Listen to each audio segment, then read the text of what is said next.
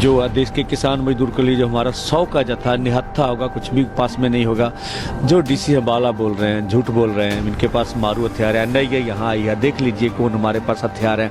अगर आपको लगे हथियार तो बोल दीजिए देश को कि हम हथियार देख रहे हैं। हमारी कोई बैरिकेड तोड़ के जाने की भी मंशा नहीं है। हम तो बोल रहे हैं पीसफुली पैदल जरूरी वस्तुएं लेके आगे बढ़ेंगे। और दुनिया की इतनी बड़ी महाशक्ति हमारे ऊपर अगर हंजू गैस मारेगी, रबड़ की गोलियां चलाएगी तो दुनिया में क्या होगा। हमारे जत्थे का संयम होगा, जितनी हमारी स्ट्रेंथ होगी वो सरकार का प्रहार सहेगा। अब 1 बजे मालूम होगा, नहीं तो अन्यथा वापस आ जाएगा। क्या कैपेबिलिटी होती नहीं होती ये समय बताएगा।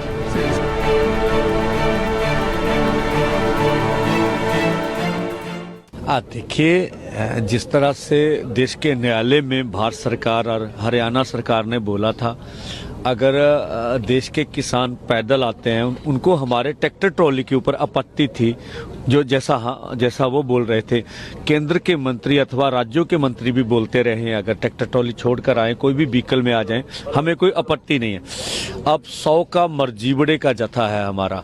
मरजीवड़े का भाव अर्थ है कि देश के किसान मजदूर के लिए अपने आप को जो बलिदान के लिए तैयार करना। आज गुरु तेग बहादुर जी का शहीदी पर्व भी है, जिन्होंने देश दुनिया के लिए, उनके मानवाधिकारों की रक्षा के लिए कुर्बानी दी। आज जयंती भी है अंबेडकर जी की। तो इन बड़े लेजेंड्स को समर्पित करते हुए हम लोग, जो देश के किसान मजदूर के लिए जो हमारा 100 का जत्था निहत्था होगा, कुछ भी पास में नहीं होगा। जो डीसी हवाला बोल रहे हैं, झूठ बोल रहे हैं, इनके पास मारू हथियार है, नहीं है यहाँ आई है, देख लीजिए कौन हमारे पास हथियार है। अगर आपको लगे हथियार तो बोल दीजिए देश को कि हम हथियार देख रहे हैं। अब भाई 100 आदमी को एक स्टेट से क्या टकराएगा। हमारी कोई बैरिकेड तोड़ के जाने की भी मंशा नहीं है। हम तो बोल रहे हैं पीसफुली पैदल जरूरी वस्तुएं लेके आगे बढ़ेंगे। और दुनिया की इतनी बड़ी महाशक्ति हमारे ऊपर अगर हंजू गैस मारेगी, रबड़ की गोलियां चलाएगी तो दुनिया में क्या होगा।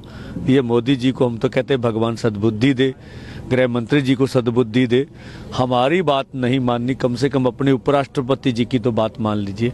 हम वही बोल रहे हैं जो आपने चिट्ठी 2011 में डॉक्टर मनमोहन सिंह जी को लिखी थी, जब कंज्यूमर अफेयर कमेटी के आप चेयरपर्सन थे, ये एमएसपी को पक्का करिए। 2018 में आपके मंत्रालय की चिट्ठी हमारे पास है कि हम C250 के अनुसार कुछ महीनों में आपका काम निपटा देंगे। 2021 में दिसंबर की आपकी चिट्ठी है कि हम एमएसपी को और व्यापक बनाएंगे। आपकी जब आप विरोधी दल में थे, आपकी वीडियो है हमारे पास भी, पहला काम हमारे मंत्रिमंडल का किसान मजदूर की कर्ज माफी होगी। आपकी कमिटमेंट्स ही हम मांग रहे हैं। तो हमें आशा है कि सरकार हमें जाने देगी और पीसफुली प्रदर्शन करने देगी।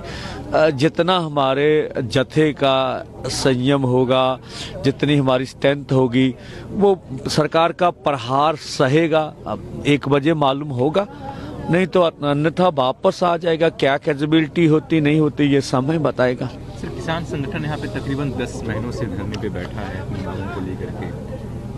दिल्ली के बॉर्डर पे भी कुछ किसान, यूपी के कुछ किसान के संगठन वहाँ पे धरने पे बैठे हैं, जो कुछ दिनों से प्रोटेस्ट कर रहे हैं। उसको लेकर के आप क्या कहेंगे?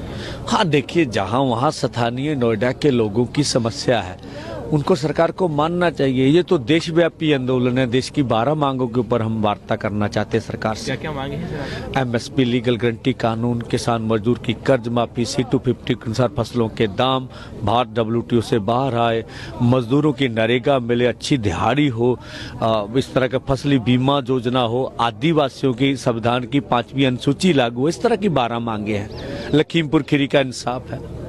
कुछ सरकार की तरफ से कोई बातचीत का प्रस्ताव आया है क्या? अगर आएगा तो बातचीत करेंगे? हमने दरवाजे खुले रखे हैं बातचीत के लिए। हमने बोला था सरकार बातचीत करना चाहती, केंद्रीय मंत्रालय की चिट्ठी ले आइए।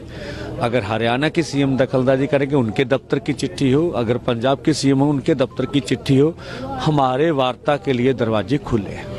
Thank you sir.